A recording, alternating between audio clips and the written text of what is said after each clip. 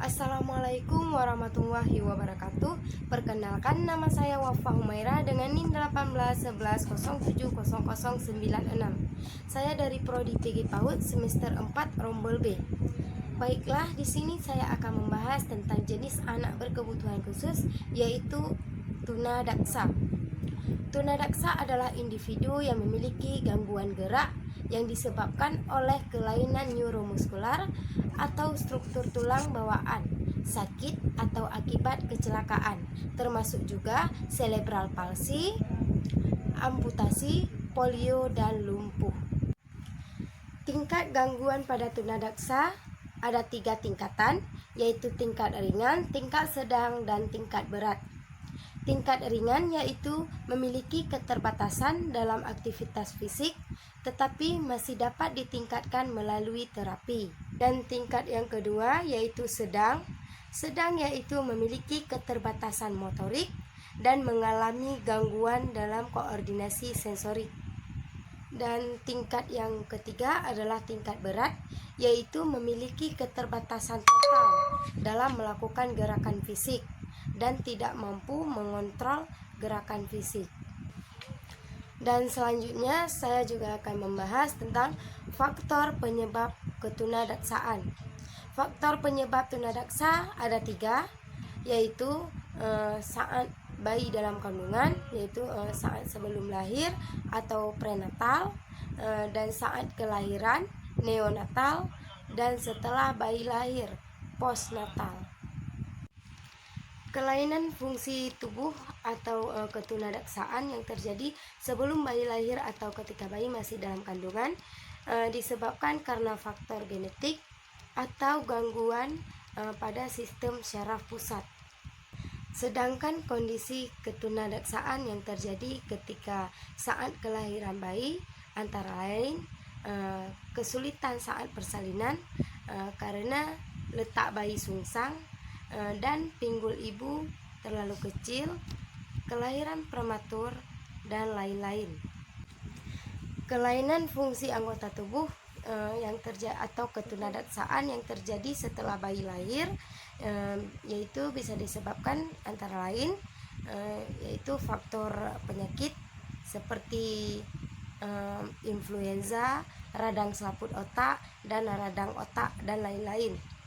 Dan yang kedua yaitu faktor kecelakaan atau pertumbuhan tulang atau tubuh yang tidak sempurna. Dan selanjutnya saya juga akan membahas tentang karakteristik tunadaksa. Biasanya para penyandang tunadaksa akan lebih mengalami masalah psikologis, yaitu cenderung merasa malu, rendah diri, sensitif, serta menjauhkan diri dari lingkungannya. Di samping karakteristik tersebut, terdapat problem lain, yaitu gangguan taktil dan kinestetik, serta gangguan emosi. Selanjutnya yaitu klasifikasi pada kelainan tunadaksa, yaitu terbagi menjadi 2 bagian besar, yaitu 1 kelainan pada sistem cerebral, dan yang kedua kelainan pada otot dan rangka. Dan selanjutnya saya juga akan membahas tentang ciri-ciri anak tunadaksa, yaitu 1 anggota gerak tubuh kaku, lemah, lumpuh.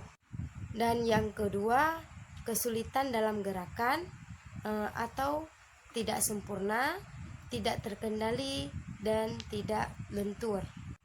Dan yang ketiga yaitu terdapat bagian anggota gerak yang tidak lengkap atau tidak sempurna atau lebih kecil dari biasa. Dan yang keempat yaitu terdapat cacat pada alat gerak. Dan yang kelima jari tangan kaku dan tidak dapat menggenggam. Dan keenam yaitu kesulitan pada saat berdiri, berjalan, duduk, dan menunjukkan sikap tubuh tidak normal. Dan ciri-ciri yang terakhir yaitu yang ketujuh, hiperaktif atau tidak dapat tenang. Nah, setelah kita membahas tentang ciri-ciri anak tunadaksa, selanjutnya saya juga akan membahas tentang kebutuhan pembelajaran bagi anak tunadaksa. Nah, sebelum guru memberikan pelayanan dan pengajaran bagi anak tunadaksa, guru harus memperhatikan beberapa hal sebagai berikut. Pembelajaran atau pelayanan bagi anak tunadaksa adalah segi medisnya. Apakah ia memiliki penyakit seperti kencing manis atau pernah dioperasi, atau masalah lain seperti harus meminum obat dan sebagainya. Dan hal yang kedua yang harus diperhatikan oleh guru yaitu bagaimana kemampuan gerak dan berpergiannya. Apakah anak tersebut menggunakan transportasi alat bantu dan sebagainya. Hal ini berhubungan dengan lingkungan yang harus dipersiapkan dulu. Dan hal yang ketiga yang juga harus diperhatikan oleh guru, bagaimana dalam komunikasinya. Apakah anak tersebut mengalami kelainan dalam berkomunikasi? Bagaimana cara ia berkomunikasi? Apa lisan, tulisan, atau isyarat dan sebagainya. Dan hal keempat yang harus diperhatikan oleh guru yaitu bagaimana perawatan dirinya. Apakah anak tersebut melakukan perawatan diri dalam melakukan aktivitas kegiatan sehari-hari. Dan hal kelima yang harus diperhatikan oleh guru yaitu bagaimana posisinya. Di sini dimaksudkan yaitu tentang bagaimana posisi anak tersebut dalam menggunakan alat bantu, duduk saat menerima pelajaran, waktu istirahat, waktu kamar kecil ataupun ke toilet, dan waktu makan dan sebagainya. Dalam hal ini, physical therapist sangat diperlukan. Baiklah, hanya sampai di sini pembahasan saya tentang anak tunadaksa.